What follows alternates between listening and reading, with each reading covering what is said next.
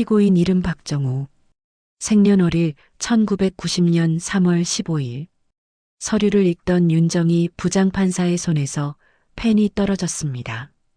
30년 전 정희가 아이를 낳았던 날, 그리고 죽었다고 믿어왔던 그 이름. 박정우. 정희는 급히 다음 항목을 확인했습니다. 부친 박우진. 30년 만에 헤어진 옛 연인의 이름을 보자 정희는 숨이 멎는 것 같았습니다. 가슴이 터질 듯 두근거렸고 손은 바들바들 떨렸습니다. 정희의 아이는 태어나자마자 죽었다고 들었습니다. 30년 동안 죽은 줄 알았던 아이가 혹시 살아있는 건가요? 아니면 이건 그냥 끔찍한 우연일까요? 같은 이름, 같은 생년월일, 같은 아버지 이름. 이 모든 게 우연일 수는 없습니다. 오늘의 사연 시작 전 구독과 좋아요를 꼭 눌러주세요. 그리고 어디서 보고 계신지 댓글로 남겨주세요. 사연 시작합니다. 서울고등법원 13층 부장판사실. 창밖으로는 회색빛 서울 시내가 내려다 보입니다. 오전 9시 윤정희는 오늘도 어김없이 집무실에 도착해 가운을 걸쳤습니다. 검은색 법복이 옷걸이에서 흔들리는 모습을 보며 정희는 잠시 멈춰 섰습니다. 25년째 입고 있는 이 법복. 이제는 정희의 피부처럼 익숙해졌지만 여전히 무겁게 느껴지는 건 왜일까요? 정희는 책상 앞에 앉아 진한 아메리카노 한 잔을 홀짝이며 오늘의 일정을 확인했습니다.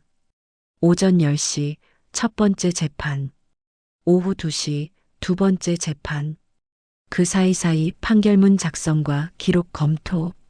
정희의 하루는 언제나 분 단위로 쪼개져 있었습니다. 52이 된 정희의 눈빛은 여전히 날카로웠습니다. 아니, 어쩌면 나이가 들수록 더 단단해진 것인지도 모르죠. 정희는 대한민국 손꼽히는 로펌 대표의 외동딸로 태어났습니다. 어릴 적부터 정희에게는 선택지가 없었습니다. 아버지 윤태석은 정희가 태어난 순간부터 이미 정희의 인생을 설계해 두었습니다. 법조인이 되는 것, 그것도 최고가 되는 것만이 정희 앞에 놓인 유일한 길이었죠. 정희는 아버지의 기대를 저버리지 않았습니다. 명문대 법학과를 수석으로 졸업했고 사법시험에도 단번에 합격했습니다. 신문에는 로펌 거물의 딸 사법시험 수석 합격이라는 기사가 실렸습니다. 아버지는 드물게 만족스러운 표정을 지었습니다. 하지만 정희는 그 미소가 왠지 차갑게 느껴졌습니다. 판사로 임관한 뒤에도 정희는 한 번도 원칙을 굽히지 않았습니다.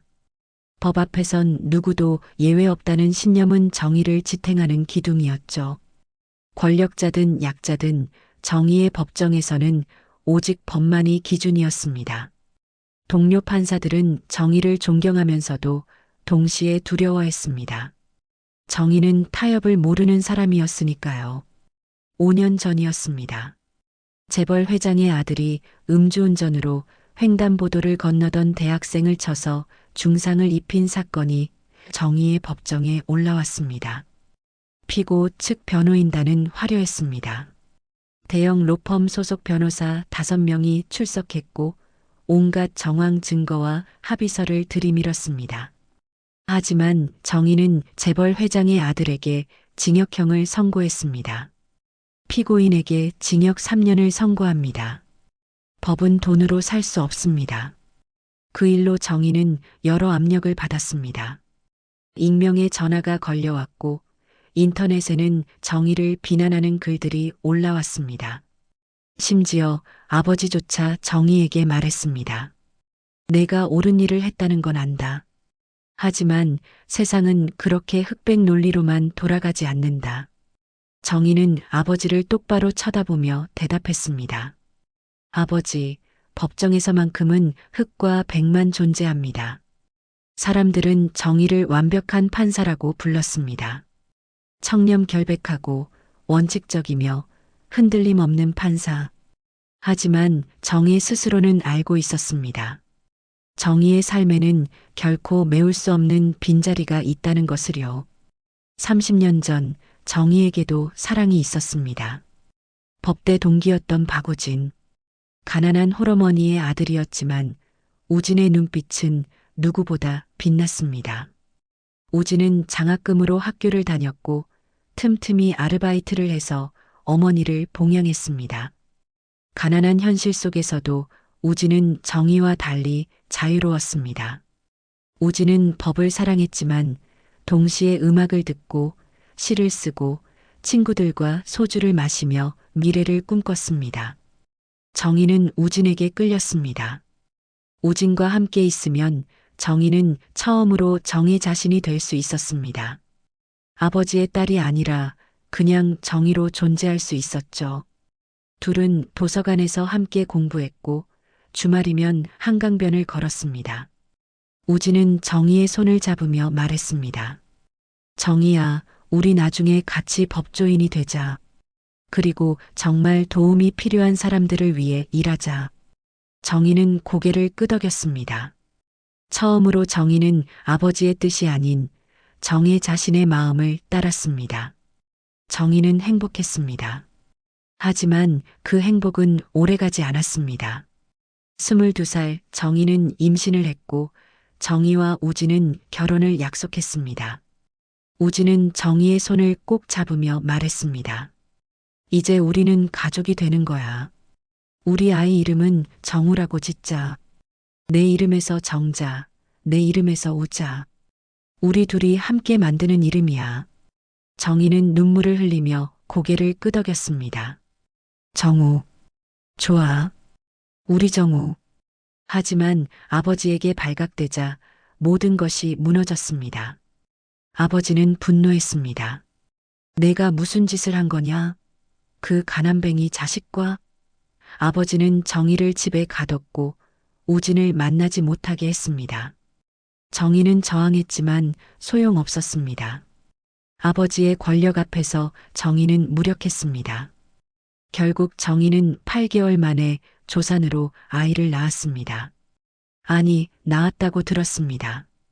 정희는 극심한 진통 끝에 의식을 잃었고 깨어났을 때 병실에는 아버지만 서 있었습니다. 아버지는 차갑게 말했습니다. 아이는 태어나자마자 죽었다. 박우진은 너를 버리고 떠났다. 돈을 받고 사라졌어. 정희는 비명을 질렀습니다. 아이를 보여달라고, 우진을 만나게 해달라고 울부짖었습니다. 하지만 아버지는 고개를 저었습니다. 이미 화장했다. 받아들여라. 정희는 무너졌습니다. 며칠 동안 정희는 아무것도 먹지 못했고 눈물만 흘렸습니다. 하지만 아버지는 정희에게 일어서라고 다시 법을 공부하라고 강요했습니다. 너는 판사가 될 사람이다. 과거는 잊어라. 정희는 선택의 여지가 없었습니다. 아니, 정의 스스로 선택했다고 믿으며 살았습니다. 법에 매달리는 것만이 정의가 살아남는 방법이었으니까요. 그렇게 30년이 흘렀습니다. 정희는 결혼하지 않았습니다. 아니, 할 수 없었습니다. 밤이 되면 홀로 남은 집에서 정희는 문득 생각했습니다. 만약 정희의 아이가 살아있었다면 지금쯤 어떤 모습일까? 정우라는 이름을 마음속으로 불러보곤 했습니다.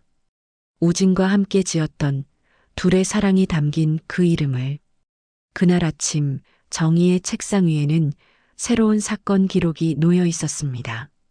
재판연구원 김주연이 가져온 파일이었습니다. 부장판사님, 오늘 오전 11시 재판건입니다. 정보통신망법 위반 사건이에요. 정희는 고개를 끄덕이며 파일을 펼쳤습니다. 일상적인 아침이었습니다. 적어도 그 순간까지는요. 파일 첫 장, 피고인 인적사항, 이름 박정우. 정희의 손이 멈췄습니다. 심장이 한 박자 건너뛰는 것 같았습니다. 정우. 정희와 우진이 함께 지었던 이름. 설마 그냥 우연일 거라고 정희는 스스로에게 말했습니다. 흔한 이름이잖아. 하지만 정희의 눈은 이미 다음 줄로 향하고 있었습니다. 생년월일 1995년 3월 15일. 정희의 손에서 펜이 떨어졌습니다. 30년 전 정희가 아이를 낳았던 날. 아니, 아이가 죽었다고 들었던 그날.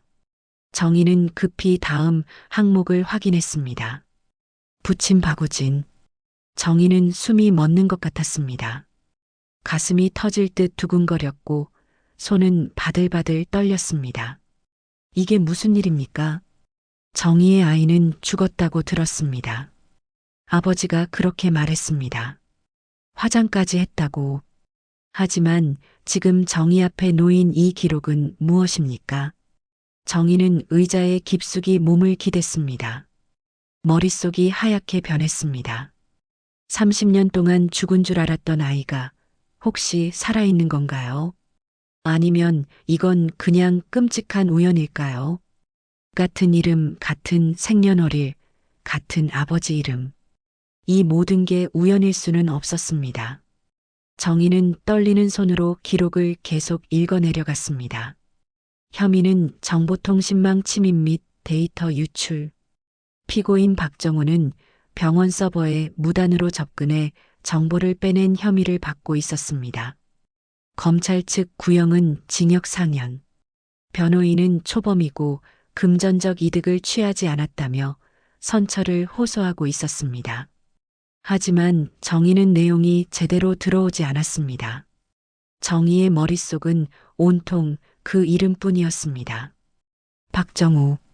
만약 정말로 정희의 아들이라면, 만약 아버지가 거짓말을 했다면, 정희는 깊은 숨을 들이마셨습니다. 진정하라고, 판사로서 침착해야 한다고 스스로에게 말했습니다. 정희는 영구관실로 전화를 걸었습니다.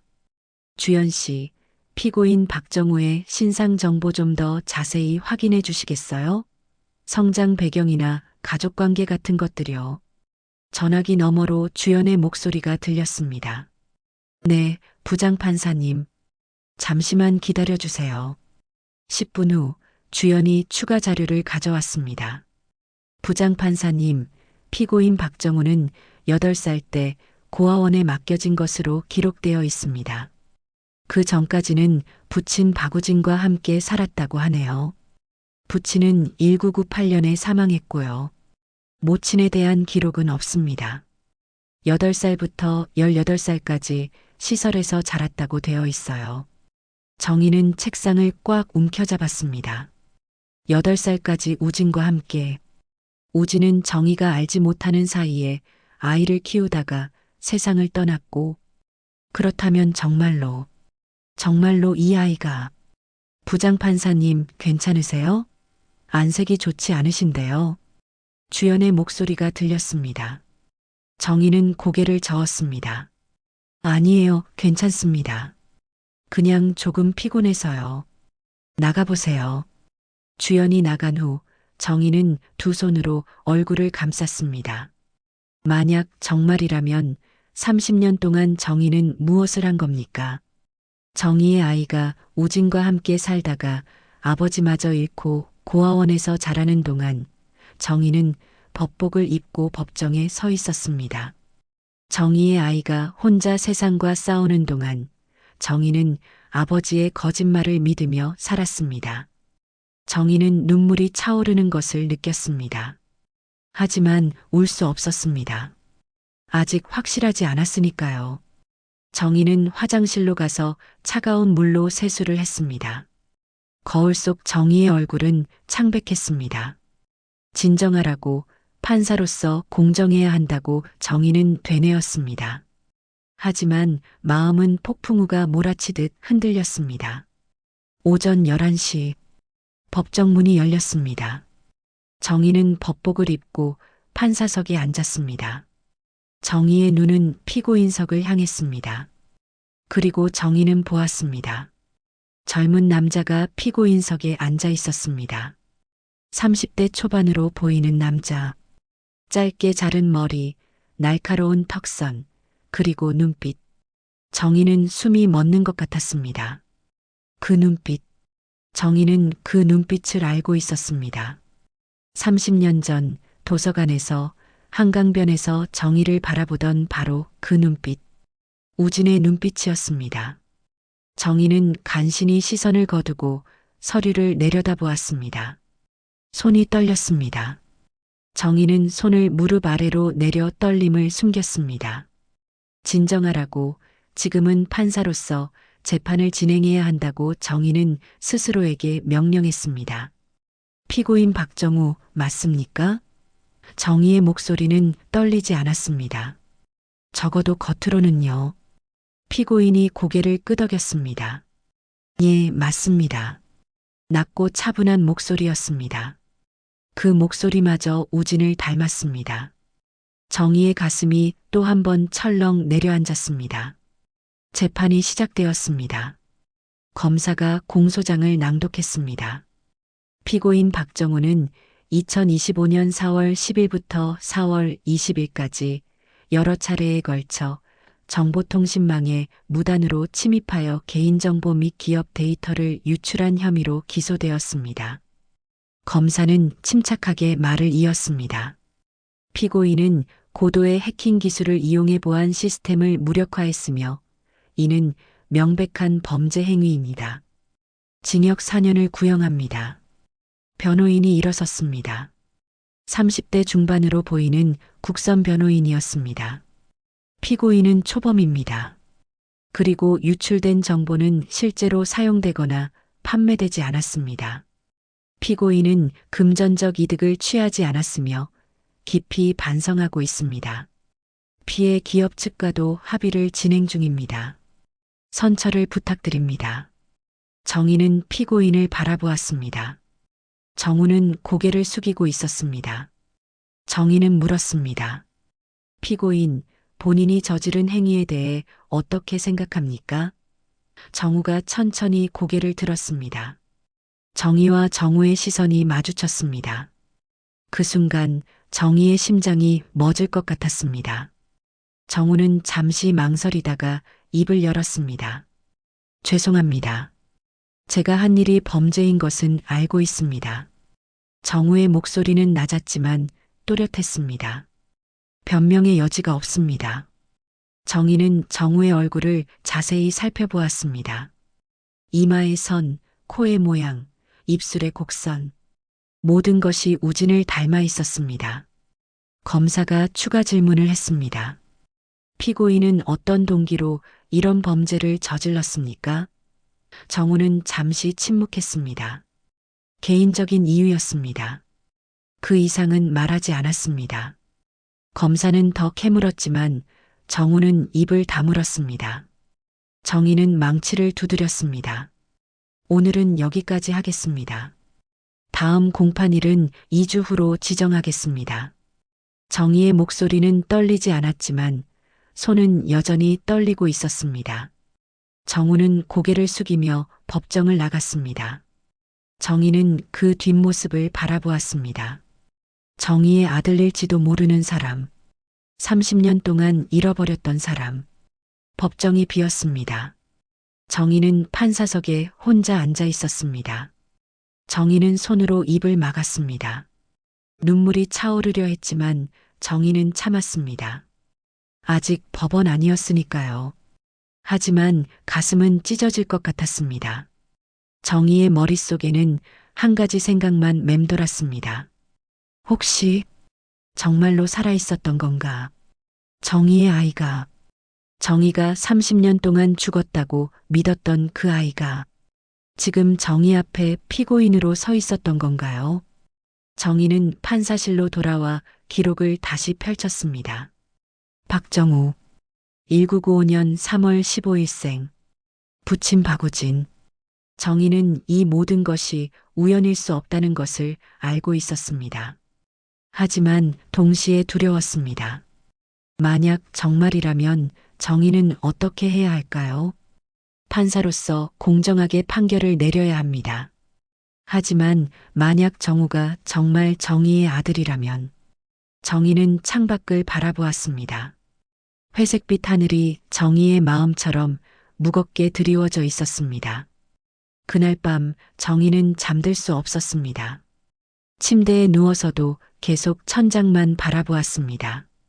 박정우 1995년 3월 15일 박우진 이 세 가지가 모두 일치한다는 것은 우연일 수 없었습니다.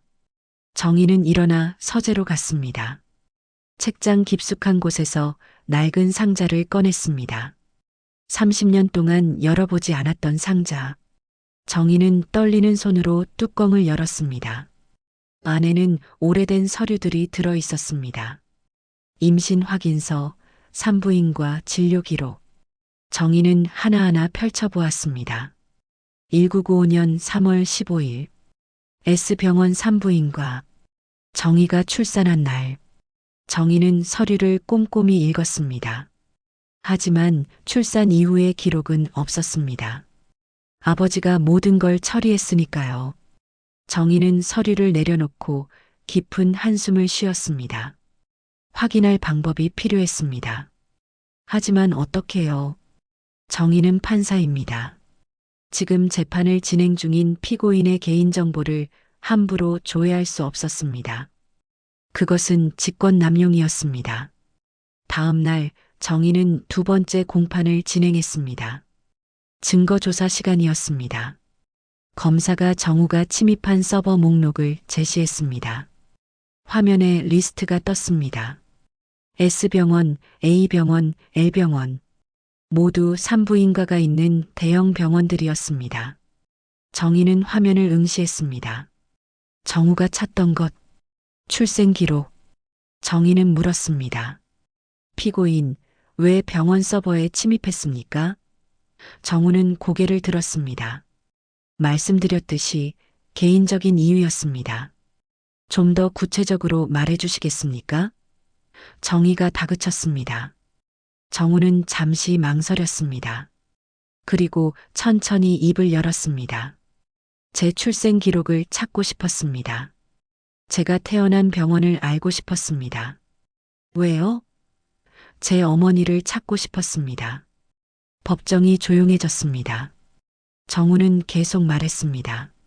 아버지는 제가 8살 때 돌아가셨습니다. 돌아가시기 전에 말씀하셨어요. 제 어머니 이름은 윤정이라고. 저를 버린 게 아니라고. 정희는 망치를 쥔 손에 힘을 주었습니다. 윤정이. 정우가 찾던 사람은 정희였습니다. 정희는 목소리를 가다듬었습니다. 그래서 찾았습니까? 아니요. 정우가 고개를 저었습니다. 윤정이라는 이름이 너무 많았습니다. 그리고 제가 범죄를 저질렀다는 걸 알고 중단했습니다. 정희는 깊은 숨을 들이마셨습니다. 알겠습니다. 오늘은 여기까지 하겠습니다. 정희는 망치를 두드렸습니다. 손이 떨렸습니다. 재판이 끝나고 정희는 판사실에 혼자 앉아 있었습니다.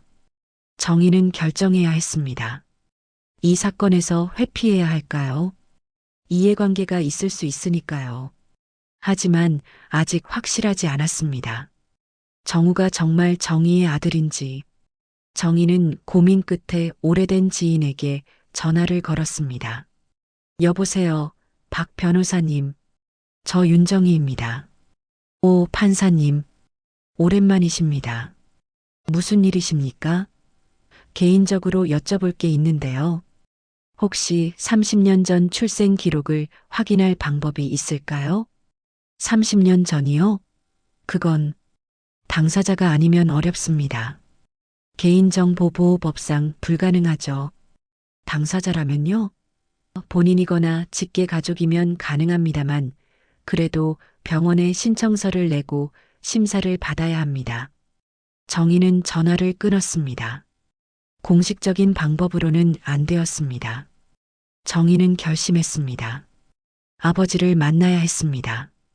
직접 물어봐야 했습니다. 정희는 재판 일정을 확인했습니다. 다음 주 화요일 정우의 두 번째 재판. 그 전에 모든 것을 확인해야 했습니다. 다음 날 정희는 요양병원으로 향했습니다. 아버지가 있는 곳. 3년 전 뇌졸중으로 쓰러진 후 아버지는 거기서 지내고 계셨습니다. 정희는 병실 문을 열었습니다. 아버지는 침대에 누워 계셨습니다. 80이 넘은 노인. 한때 대한민국을 쥐락펴락하던 로펌 대표. 지금은 반신불수가 된 노인. 정희를 보자 아버지가 말했습니다. 왔냐? 정희는 조심스럽게 말을 꺼냈습니다. 아버지, 요즘 법정에서 이상한 사건을 맡았어요. 무슨 사건인데? 피고인 이름이 박정우예요. 1995년 3월 15일생이고요. 아버지는 박우진이래요. 아버지의 얼굴이 굳었습니다. 정희는 그 표정을 놓치지 않았습니다. 우연의 일치겠죠? 정희가 물었습니다. 아버지는 한참을 침묵했습니다. 그리고 말했습니다. 정희야, 그 사건에서 회피해라. 왜요? 그냥 너한테 안 좋아. 아버지가 고개를 돌렸습니다. 정희는 일어섰습니다. 아버지, 제 아이는 정말 죽은 건가요? 정희의 목소리가 떨렸습니다. 죽었다고 했잖느냐? 아버지가 말했습니다. 하지만 목소리에 확신이 없었습니다. 정말요? 정희가 다그쳤습니다. 정희야, 옛날 일은 잊어라. 너한테 도움이 안 된다. 정희는 더 이상 묻지 않았습니다. 아버지는 인정하지 않았지만 정희는 알았습니다. 아버지의 반응이 모든 걸 말해주고 있었습니다. 정희는 병실을 나왔습니다. 복도를 걸으며 정희는 눈물을 참았습니다. 아버지가 뭔가 숨기고 있었습니다. 하지만 인정하지 않는 이상 정희는 확인할 방법이 없었습니다. 정희는 법원으로 돌아왔습니다. 판사실에 앉아 정희는 고민했습니다. 회피 신청을 해야 할까요? 하지만 확실한 증거가 없었습니다. 단지 의심일 뿐이었습니다. 그날 밤 정희는 우진의 사진을 꺼내 보았습니다. 그리고 오늘 법정에서 본 정우의 얼굴을 떠올렸습니다. 눈빛, 코, 입, 모든 게 닮아 있었습니다.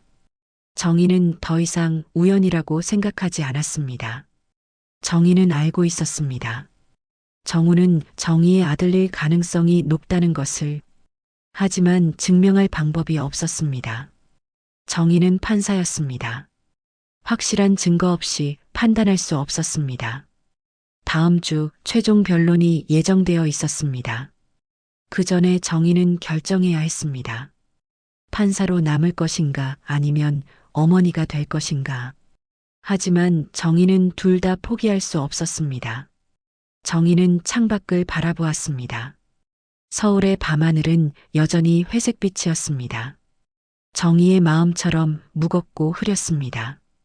정희는 집에 돌아왔지만 아무것도 할 수 없었습니다. 소파에 앉아 멍하니 어둠 속을 바라보았습니다. 정희의 아들. 30년 동안 죽은 줄 알았던 아들이 살아 있었습니다. 그것도 피고인으로 정희 앞에 서 있었습니다. 정희는 어떻게 해야 할까요? 재판에서 회피 신청을 해야 할까요? 하지만 그러려면 이유를 밝혀야 했습니다. 피고인은 제 아들입니다라고 말해야 했습니다. 그렇게 되면 모든 것이 드러납니다.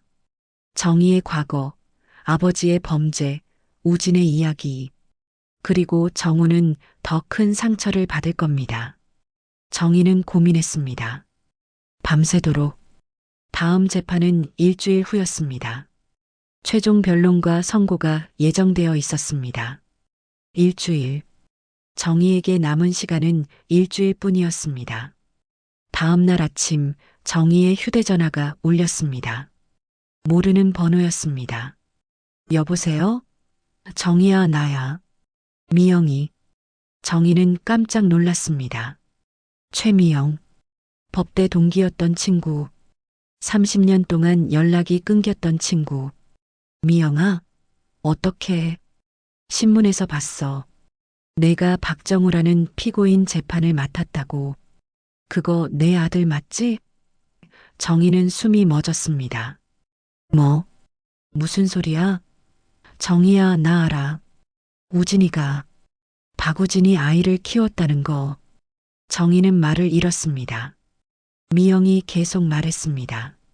지금 만날 수 있어? 할 얘기가 있어. 정희는 떨리는 목소리로 대답했습니다. 어디서? 너네 집 근처 카페. 1시간 후에. 정희는 서둘러 준비했습니다. 카페로 향했습니다. 미영은 이미 와 있었습니다. 세월이 흘렀지만 미영의 모습은 크게 변하지 않았습니다. 단지 눈가에 주름이 깊어졌을 뿐. 오랜만이다, 정희야. 미영이 말했습니다. 정희는 앉으며 물었습니다. 어떻게 알았어? 박정우가 내 아들이라는 거? 미영이 한숨을 쉬었습니다. 나도 우진이를 사랑했잖아. 그래서 우진이를 지켜봤어. 정희는 가슴이 철렁했습니다. 무슨 말이야? 우진이가 아이를 찾아내서 키우는 걸 봤어. 20년 전쯤이었나? 우연히 거리에서 우진이를 봤는데 어린 아이와 함께 있더라. 처음엔 누구 아이인가 했는데 미영은 커피를 한 모금 마셨습니다. 나중에 알았어. 그 아이가 너희 아들이라는 걸. 우진이가 고아원에서 찾아낸 거였어. 우진이는 가난하게 살았지만 아이를 정말 사랑했어.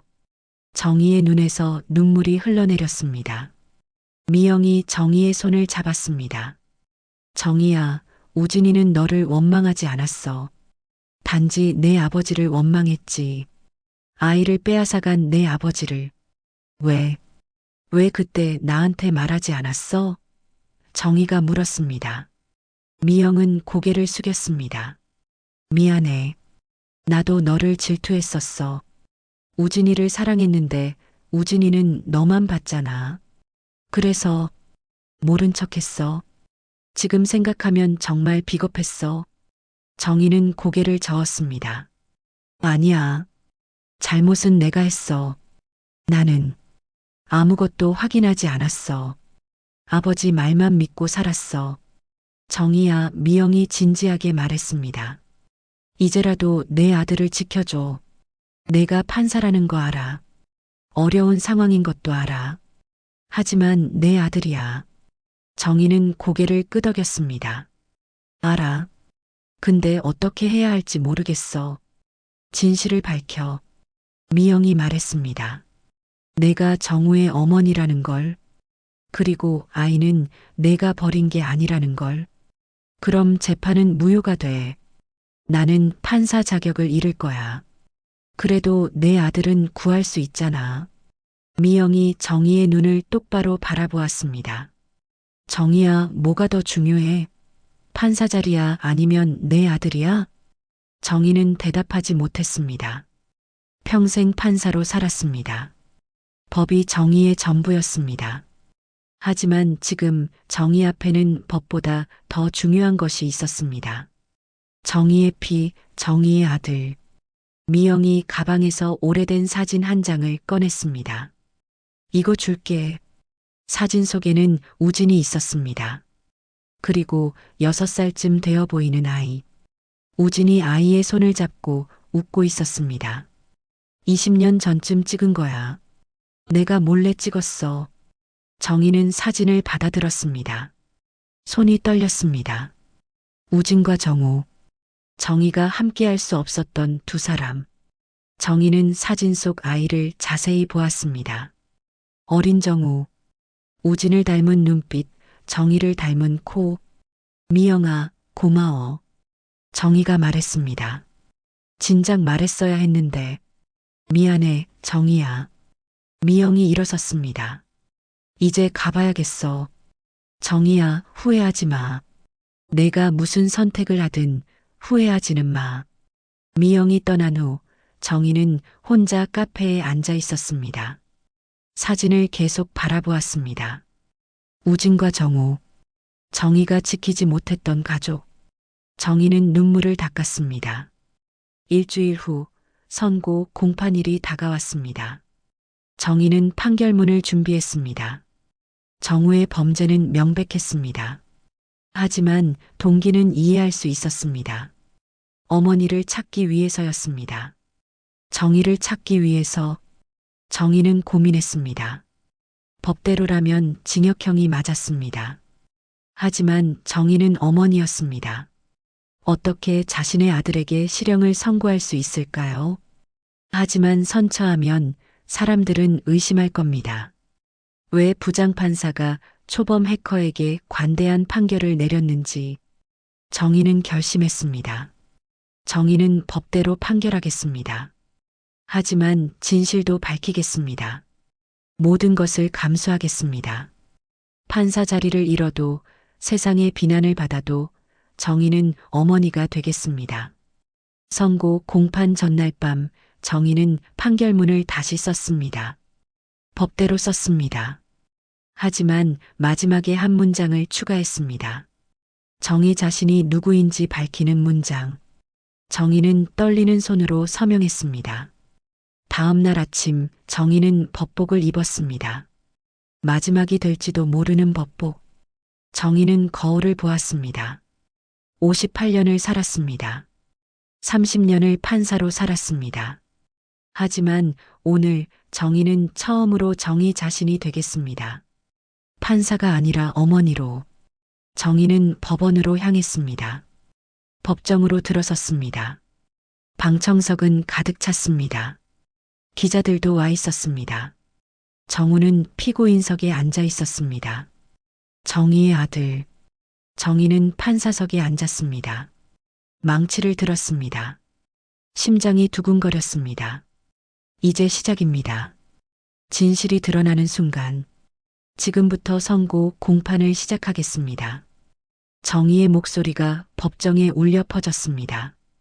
방청석의 사람들이 조용해졌습니다. 정우는 피고인석에서 고개를 숙이고 있었습니다. 정희는 판결문을 펼쳤습니다. 손이 떨렸습니다. 어젯밤 정희가 쓴 판결문. 마지막에 진실을 밝히는 문장을 추가한 판결문. 정희는 깊은 숨을 들이마셨습니다. 검사가 최후 진술을 했습니다. 피고인의 범행은 명백합니다. 법대로 처벌해야 합니다. 변호인이 이어서 말했습니다. 피고인은 깊이 반성하고 있습니다. 어머니를 찾기 위한 행동이었습니다. 선처를 부탁드립니다. 정희는 판결문을 읽기 시작했습니다. 피고인 박정호는 정보통신망법을 위반하여 여러 병원 서버에 무단 침입했습니다. 정희의 목소리는 떨리지 않았습니다. 적어도 겉으로는 이는 명백한 범죄 행위입니다. 정희는 잠시 멈췄습니다. 정우를 바라보았습니다. 정우도 정희를 보고 있었습니다. 그 눈빛에는 체념이 있었습니다. 정희는 다시 판결문을 보았습니다. 하지만 피고인의 동기를 고려할 때 정희는 계속 읽었습니다. 피고인은 자신의 출생 기록을 찾기 위해 어머니를 찾기 위해 범죄를 저질렀습니다. 이는 참작할 만한 사유입니다. 방청석에서 웅성거림이 들렸습니다. 정희는 판결문을 계속 읽었습니다.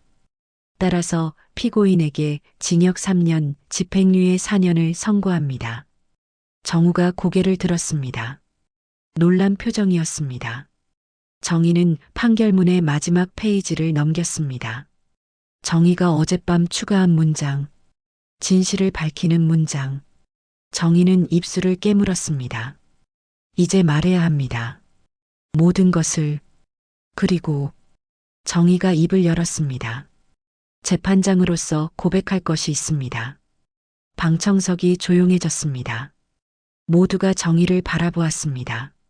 저는 바로 그때 법정 문이 열렸습니다. 모두가 돌아보았습니다. 간호사가 휠체어를 밀고 들어오고 있었습니다. 휠체어에는 아버지가 앉아 있었습니다. 윤태석? 80이 넘은 노인. 정희는 숨이 멎었습니다. 아버지. 정희가 중얼거렸습니다. 아버지는 정희를 똑바로 바라보았습니다. 그리고 간호사에게 말했습니다. 멈춰주세요. 휠체어가 법정 중앙에 멈췄습니다. 재판장님, 아버지가 떨리는 목소리로 말했습니다. 제가 먼저 말하겠습니다. 방청석이 술렁였습니다. 정희는 망치를 쥐고 있었지만 아무 말도 할 수 없었습니다. 저는 윤정희 판사의 아버지입니다. 아버지가 말을 이었습니다. 그리고 저는 30년 전 제 딸에게 거짓말을 했습니다. 정희는 일어섰습니다. 아버지, 지금 무슨... 제 딸의 아이는 죽지 않았습니다. 아버지의 목소리가 법정에 울려 퍼졌습니다. 저는 갓 태어난 아이를 고아원에 맡겼습니다. 그리고 딸에게는 아이가 죽었다고 거짓말했습니다. 법정이 술렁였습니다. 기자들이 카메라를 들었습니다. 정희는 판사석에 서서 아버지를 바라보았습니다. 눈물이 차올랐습니다. 저 피고인석에 앉은 박정우. 아버지가 정우를 가리켰습니다. 제 외손자입니다. 제 딸 윤정희의 아들입니다. 방청석이 폭발했습니다. 사람들이 일어났습니다. 웅성거림이 커졌습니다. 정우는 멍하니 아버지를 바라보았습니다. 그리고 정희를 보았습니다. 정희도 정우를 보았습니다. 두 사람의 눈에서 눈물이 흘러내렸습니다. 저는 제 딸의 인생을 망쳤습니다. 아버지가 계속 말했습니다. 제 손자를 버렸습니다. 30년 동안 거짓말을 했습니다. 이 모든 것이 제 잘못입니다. 정희는 판사석에서 내려왔습니다. 법복을 입은 채로 아버지에게 다가갔습니다. 아버지, 왜 이제야? 정희의 목소리가 떨렸습니다. 미안하다, 정희야. 아버지가 울었습니다. 늦었지만 더 이상 거짓말 속에 살 수 없었다. 아버지는 정우를 바라보았습니다. 정우야, 할아버지가 미안하다. 내 인생을 빼앗아서. 정우는 일어났습니다. 교도관이 말렸지만 정우는 휠체어 앞으로 걸어갔습니다. 무릎을 꿇었습니다. 할아버지, 정우의 목소리가 갈라졌습니다. 저는 엄마를 원망한 적 없어요. 단지 보고 싶었어요. 정희는 더 이상 참을 수 없었습니다. 정우에게 다가갔습니다. 정우의 어깨에 손을 얹었습니다. 정우야, 엄마야. 엄마가 늦어서 정말 미안해. 정우가 고개를 들었습니다. 정희를 바라보았습니다. 눈물로 범벅이 된 얼굴로. 어머니, 정우가 떨리는 목소리로 말했습니다. 정희는 정우를 안았습니다. 법정 한가운데서 판사와 피고인, 아니, 어머니와 아들. 방청석이 조용해졌습니다. 모두가 지켜보고 있었습니다. 30년 만에 만난 모자를. 기자들의 카메라 플래시가 터졌습니다. 하지만 정희는 신경 쓰지 않았습니다. 정희는 그저 아들을 안고 있었습니다. 재판장석에 앉아있던 배석 판사가 조심스럽게 말했습니다. 부장 판사님, 이 재판은. 정희는 정우에게서 떨어졌습니다. 정희는 판사석으로 돌아갔습니다. 법복을 벗었습니다. 천천히 조심스럽게. 저는 윤정희입니다. 정희가 법정을 향해 말했습니다. 30년 동안 판사로 살았습니다. 하지만 오늘 저는 판사 이전의 어머니입니다. 피고인 박정우의 어머니입니다. 정희는 법복을 판사석에 놓았습니다. 저는 재판을 진행하면서 피고인이 30년 전 죽었다던 제 아들이라는 것을 알게 되었습니다. 하지만 저는 회피할 수 없었습니다. 판사로서 마지막까지 법대로 재판을 진행한 후 모든 것을 내려놓고 싶었습니다. 정희는 법원장석을 향해 고개를 숙였습니다. 하지만 그것은 잘못이었습니다. 저는 이 재판을 맡지 말았어야 했습니다. 저는 판사직에서 사퇴하겠습니다. 그리고 제가 내린 판결은 무효로 해주시기 바랍니다. 법정이 조용했습니다. 정희는 정우를 마지막으로 바라보았습니다. 정우야, 엄마는 너를 포기하지 않을 거야. 기다려. 엄마가 꼭 함께 할게. 정희는 법정을 나갔습니다. 법복 없이. 판사가 아니라 그저 한 사람으로. 법정 문이 닫혔습니다. 정희는 복도에 주저앉았습니다. 30년의 판사 생활이 끝났습니다. 하지만 정희는 후회하지 않았습니다. 정희는 마침내 진정한 어머니가 되었으니까요. 법정 복도에 주저앉은 정희에게 재판연구원 주연이 다가왔습니다. 부장판사님, 주연의 목소리가 떨렸습니다. 정희는 고개를 들었습니다. 이제 부장판사가 아니에요. 그냥 정희라고 불러주세요. 주연이 정희를 부축했습니다. 판사실로 가시죠. 정희는 고개를 끄덕였습니다. 비틀거리며 일어섰습니다. 복도를 걷는 동안 동료 판사들이 정희를 바라보았습니다. 어떤 이는 동정의 눈빛으로, 어떤 이는 비난의 눈빛으로 판사실에 도착했습니다. 정희는 의자에 앉았습니다. 25년 동안 앉았던 의자. 이제 마지막일 것입니다. 정희는 책상 위의 서류들을 바라보았습니다. 미결 사건들, 판결문 초안들, 모두 다른 판사에게 넘어갈 것입니다. 주연이 물 한 잔을 건넸습니다. 드세요. 정희는 물을 마셨습니다. 목이 타들어가는 것 같았습니다. 주연 씨, 고마웠어요. 그동안. 판사님. 주연의 눈에 눈물이 맺혔습니다. 아니, 정희 씨. 저는 존경했어요. 지금도요. 정희는 쓸쓸하게 웃었습니다. 고마워요. 하지만 저는 잘못했어요. 회피했어야 했는데. 하지만 법대로 판결하셨잖아요. 공정하게. 공정함만으로는 부족해요. 판사는 이해관계에서 자유로워야 해요. 저는 그러지 못했어요. 노크 소리가 들렸습니다. 법원장이었습니다. 윤 부장 판사, 아니, 윤정혜 씨. 법원장이 들어왔습니다. 할 말이 있습니다. 정희는 일어서려 했지만 법원장이 손을 저었습니다. 앉아 계세요. 먼저 말씀드리겠습니다. 법원장이 심각한 표정으로 말했습니다. 오늘 법정에서 있었던 일, 전례가 없는 일입니다. 긴급회의가 소집될 것입니다. 징계위원회도 열릴 것이고요. 정희는 고개를 끄덕였습니다. 알고 있습니다. 모든 책임을 받아들이겠습니다. 하지만 법원장이 말을 이었습니다. 당신이 내린 판결 자체는 법대로였습니다. 집행유예는 적절했습니다. 초범이고 합의도 됐고 동기도 참작할 만했으니까요. 감사합니다. 하지만 그 판결은 무효가 되어야 합니다. 정희가 말했습니다. 제가 이해관계자였으니까요. 법원장은 한숨을 쉬었습니다. 그 부분은 회의에서 결정될 것입니다. 일단 짐을 정리하세요. 그리고 당분간 출근하지 마세요. 법원장이 나간 후 정희는 혼자 남았습니다. 정희는 책상 서랍을 열었습니다. 25년의 기록들. 정희는 하나씩 꺼내기 시작했습니다. 사진, 서류, 메모들. 그리고 맨 아래에서 낡은 사진 한 장을 발견했습니다. 우진의 사진. 정희는 사진을 쓰다듬었습니다. 우진아, 봤지? 우리 아들. 우리 정우. 정희는 눈물을 흘렸습니다. 고생 많았어. 혼자서 키우느라. 미안해.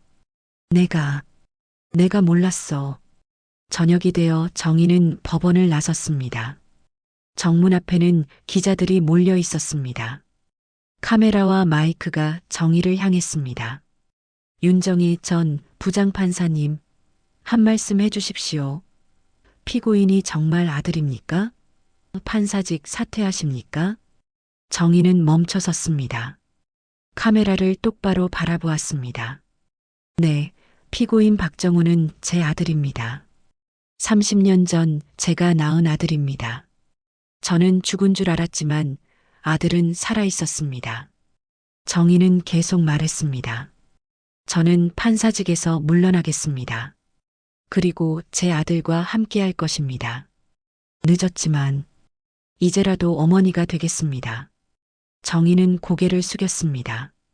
그리고 기자들 사이를 빠져나갔습니다. 집으로 돌아온 정희는 소파에 앉았습니다. 텔레비전을 켰습니다. 뉴스가 나오고 있었습니다. 현직 고등법원 부장판사가 자신이 담당한 피고인이 친아들이라는 충격적인 사실이 오늘 법정에서 밝혀졌습니다. 화면에는 오늘 법정 장면이 나왔습니다. 정희가 정우를 안고 있는 모습. 정희는 텔레비전을 껐습니다. 더 이상 볼 수 없었습니다. 휴대전화가 울렸습니다. 미영이었습니다. 정희야, 뉴스 봤어. 괜찮아? 응, 괜찮아. 정희의 목소리는 떨렸습니다. 거짓말. 울고 있잖아. 미영이 말했습니다. 지금 갈게. 1시간 후 미영이 도착했습니다. 정희를 안았습니다. 잘했어, 정희야. 정말 잘했어. 정희는 미영의 품에서 울었습니다. 나 모든 걸 잃었어. 판사 자리, 명예, 모든 걸. 아니야. 미영이 정희의 어깨를 잡았습니다. 너는 아들을 찾았어. 가장 소중한 걸 찾았어. 정희는 고개를 끄덕였습니다. 맞아. 정우. 우리 정우. 정희는 눈물을 닦았습니다. 미영아, 나 이제 어떻게 해야 해? 정우는 아직 구치소에 있어. 집행유예 판결이 무효가 되면 다시 재판받아야 해. 걱정하지 마. 미영이 말했습니다. 내가 내린 판결은 법대로였어. 다른 판사가 맡아도 비슷한 판결이 나올 거야. 그리고 이제 진실이 드러났잖아. 정우가 왜 범죄를 저질렀는지, 엄마를 찾기 위해서였다는 것. 법원도 참작할 거야. 정희는 희망을 가졌습니다. 정말? 그럼. 그리고 정희야, 미영이 정희의 손을 잡았습니다. 이제 내가 할 일은 정우와 관계를 만드는 거야. 30년을 잃었지만 앞으로가 더 중요해. 며칠이 지났습니다. 정희는 집에서 뉴스를 지켜보았습니다. 여론은 둘로 나뉘었습니다. 어떤 이들은 정희를 비난했습니다. 판사로서 자격이 없다. 직권을 남용했다. 하지만 어떤 이들은 정희를 옹호했습니다. 30년 만에 만난 아들, 진실을 밝힌 용기. 일주일 후 법원에서 연락이 왔습니다. 징계위원회 소집. 정희는 법원으로 향했습니다. 회의실에는 고위 판사들이 앉아 있었습니다. 정희는 그들 앞에 섰습니다. 윤정혜 전 부장판사. 위원장이 말했습니다. 당신의 행위는 판사로서 부적절했습니다. 이해관계가 있는 사건을 맡았고 즉시 회피하지 않았습니다. 정희는 고개를 숙였습니다. 인정합니다. 하지만 위원장이 말을 이었습니다. 당신이 내린 판결 자체는 법에 어긋나지 않았습니다. 그리고 당신은 스스로 진실을 밝혔습니다. 이 점은 참작됩니다. 위원장은 서류를 읽었습니다. 따라서 징계위원회는 다음과 같이 결정합니다. 윤정혜 전 부장판사는 의원 면직 처리합니다. 그리고 박정우 피고인 사건은 다른 부로 이송하되 기존 판결을 참고합니다. 정희는 고개를 들었습니다. 감사합니다. 정희는 회의실을 나왔습니다. 복도에서 정희는 깊은 숨을 쉬었습니다. 끝났습니다. 판사로서의 삶이. 하지만 새로운 시작이었습니다. 어머니로서의 삶이. 정희는 구치소로 향했습니다. 정우를 만나러. 이제 정희는 판사가 아니었습니다. 그저 어머니였습니다. 30년을 기다린 어머니. 구치소 면회실. 정희는 아크릴판 앞에 앉아 기다렸습니다. 이제 정희는 판사가 아니었습니다. 그저 어머니였습니다. 문이 열리고 정우가 들어왔습니다. 두 사람이 마주 앉았습니다. 정우가 먼저 입을 열었습니다. 어머니. 그 한마디에 정희의 눈에서 눈물이 쏟아졌습니다. 정우야, 미안해. 정말 미안해. 엄마가 몰랐어. 내가 살아있는 줄. 알아요. 정우도 울었습니다. 할아버지가 법정에서 다 말씀하셨잖아요. 어머니 잘못이 아니에요. 아니야. 정희가 고개를 저었습니다. 엄마가 확인했어야 했어. 아버지 말만 믿지 말고. 엄마가 너무 무력했어. 정우는 아크릴판에 손을 댔습니다. 정희도 같은 자리에 손을 댔습니다. 닿을 수 없는 거리. 어머니, 괜찮아요. 이제 만났잖아요. 그걸로 충분해요. 충분하지 않아. 정희가 말했습니다. 엄마는 내가 고아원에서 자라는 동안, 내가 아빠 없이 힘들어하는 동안 아무것도 못 해줬어. 아버지 얘기해 주세요. 정우가 물었습니다. 바구진 아버지, 엄마를 정말 사랑했어요? 정희는 눈물을 닦으며 고개를 끄덕였습니다. 그럼, 우진이는, 내 아빠는 정말 좋은 사람이었어. 착하고 따뜻하고 꿈이 많은 사람이었어. 정희는 우진과의 추억을 이야기했습니다. 한강변을 걷던 날, 도서관에서 함께 공부하던 날, 정우라는 이름을 함께 지었던 날. 정우는 눈물을 흘리며 들었습니다. 아버지도 어머니 얘기 많이 하셨어요. 돌아가시기 전까지. 정우야, 정희가 말했습니다. 엄마 약속할게. 내가 나오면 우리 함께 살자. 엄마가 제대로 된 엄마가 될게. 30년 늦었지만. 정우는 고개를 끄덕였습니다. 네, 어머니. 기다릴게요. 면회 시간이 끝났습니다. 정우가 일어섰습니다. 어머니, 또 오실 거죠? 그럼. 매일 올게. 정희가 약속했습니다. 정우가 나가는 뒷모습을 보며 정희는 다짐했습니다. 반드시 정우를 데려오겠다고. 2주일 후 정우의 사건은 새로운 재판부로 이송되었습니다. 서울고등법원 제2부. 담당 판사는 60대 초반의 김성호 부장판사였습니다. 재판 날짜가 잡혔습니다. 결심 공판. 그날 아침 정희는 법원으로 향했습니다. 판사석이 아니라 방청석으로. 정희는 검은색 정장을 입었습니다. 법복은 이제 입을 수 없었습니다. 법정 안으로 들어갔습니다. 사람들이 정희를 알아보고 웅성거렸습니다. 정희는 방청석 맨 뒷줄에 앉았습니다. 기자들의 시선이 느껴졌습니다. 카메라가 정희를 향했습니다.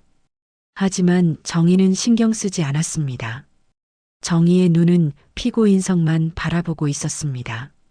재판이 시작되었습니다. 지금부터 피고인 박정우에 대한 결심 공판을 시작하겠습니다. 김성호 판사의 목소리가 울렸습니다. 정우가 피고인석에 섰습니다. 정희는 정우를 바라보았습니다. 정희의 아들. 검사가 최종 의견을 진술했습니다. 이전 재판부의 판결을 존중합니다. 하지만 피고인과 전 담당 판사의 관계를 고려할 때 재판의 공정성에 의문이 제기됩니다. 따라서 법원의 엄정한 판단을 요청합니다.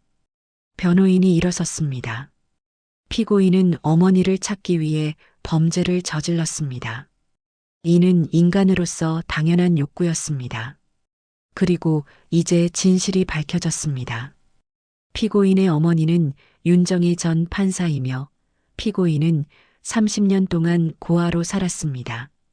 이 모든 것은 피고인의 외조부가 저지른 일입니다. 방청석에서 웅성거림이 들렸습니다. 변호인이 계속 말했습니다. 피고인은 초범입니다. 금전적 이득도 없었습니다. 피해 병원들과 모두 합의했습니다. 그리고 무엇보다 피고인은 어머니를 찾았습니다. 이제 피고인에게는 돌아갈 가정이 있습니다. 선처를 부탁드립니다. 김성호 판사가 정우를 바라보았습니다. 피고인, 마지막으로 할 말이 있습니까? 정우는 고개를 들었습니다. 그리고 방청석을 향해 고개를 돌렸습니다. 정희와 눈이 마주쳤습니다. 저는 잘못했습니다. 정우가 말했습니다. 법을 어긴 것은 변명의 여지가 없습니다. 하지만 저는 너무 외로웠습니다. 30년 동안 저는 혼자였습니다. 엄마가 어디 있는지, 왜 저를 버렸는지 알고 싶었습니다. 정우의 목소리가 떨렸습니다. 하지만 이제 알았습니다. 엄마는 저를 버린 게 아니었습니다. 엄마도 몰랐습니다. 저는 이제 엄마를 용서했습니다. 아니, 용서할 것도 없었습니다. 엄마는 피해자였으니까요. 정희는 눈물을 흘렸습니다. 정우가 계속 말했습니다. 재판장님, 저에게 기회를 주십시오. 저는 이제 범죄자로 살고 싶지 않습니다. 엄마와 함께 평범하게 살고 싶습니다. 제발 부탁드립니다. 법정이 조용해졌습니다. 김성우 판사가 잠시 생각에 잠겼습니다. 그리고 입을 열었습니다. 피고인 박정우, 앞으로 나오십시오. 정우가 판사 앞으로 나갔습니다. 피고인의 범행은 명백합니다. 김성우 판사가 말했습니다. 정보통신망법을 위반했고 여러 서버에 무단 침입했습니다. 이는 엄연한 범죄입니다. 정의는 숨을 죽였습니다. 판사가 계속 말했습니다. 하지만 피고인의 동기와 상황을 고려하지 않을 수 없습니다. 피고인은 어머니를 찾기 위해 범죄를 저질렀습니다. 이는 인간의 본능적 욕구입니다. 그리고 피고인은 30년 동안 고아로 살았으며 이는 피고인의 외조부가 만든 비극입니다. 김성우 판사는 판결문을 읽었습니다. 따라서 본 재판부는 피고인 박정우에게 징역 3년, 집행유예 4년을 선고합니다. 그리고 사회봉사 200시간을 명합니다. 방청석에서 박수가 터져 나왔습니다. 정희는 손으로 입을 막았습니다. 울음이 터져 나왔습니다. 집행유예. 정우는 감옥에 가지 않아도 됩니다. 정의와 함께 살 수 있습니다. 피고인 박정우, 김성우 판사가 말했습니다. 당신은 오늘부터 자유입니다. 하지만 명심하십시오. 이것은 마지막 기회입니다. 다시는 법을 어기지 마십시오. 그리고 판사는 방청석의 정의를 바라보았습니다. 어머니와 함께 새로운 인생을 시작하십시오. 정우는 고개를 숙였습니다. 감사합니다. 재판장님, 명심하겠습니다. 판사가 망치를 두드렸습니다. 재판이 끝났습니다. 정우가 법정을 나왔습니다. 교도관이 수갑을 풀어주었습니다. 정우는 손목을 문질렀습니다. 자유의 몸이 되었습니다. 정의가 달려왔습니다. 정우를 안았습니다. 이번에는 아크릴판 없이 정말로 정우야, 우리 정우. 정의가 흐느꼈습니다. 정우도 정의를 안았습니다. 엄마, 엄마. 30년 만에 모자가 진짜로 만났습니다. 기자들이 몰려들었습니다. 카메라 플래시가 터졌습니다.